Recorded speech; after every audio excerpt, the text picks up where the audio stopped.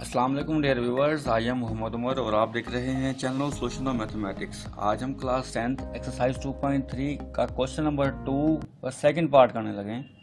Some of the roots, कहते find the value of K की value find करें if अगर sum of the roots of the equation, अगर इस equation का रूट्स का सम इज 3/2 टाइम्स हो प्रोडक्ट ऑफ द रूट्स, इस इक्वेशन के रूट्स के प्रोडक्ट के। फर्स्ट ऑफ ऑल हम इस इक्वेशन के सम ऑफ रूट्स फाइंड कर लेते हैं और प्रोडक्ट ऑफ रूट्स फाइंड कर लेते हैं।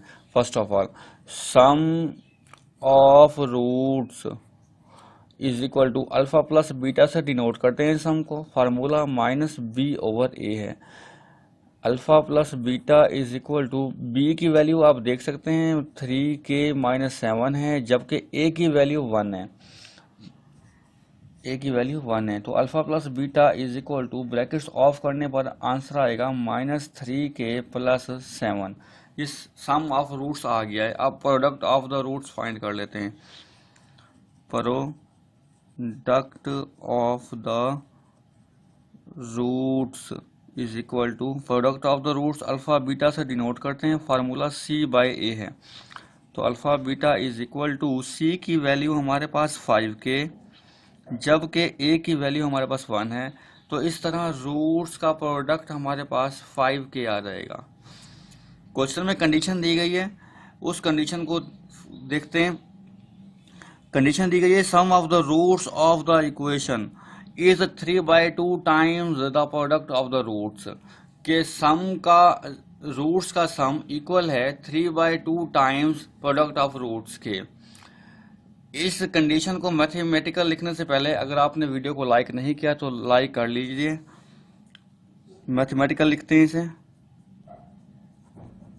According to condition. Sum of the roots mean sum of the roots is equal to 3/2 time its product of the roots. Sum कितना आया था हमें, हमारा आंसर -3k+7, 3/2 मल्टीप्लाई प्रोडक्ट कितना आया हमारा 5k।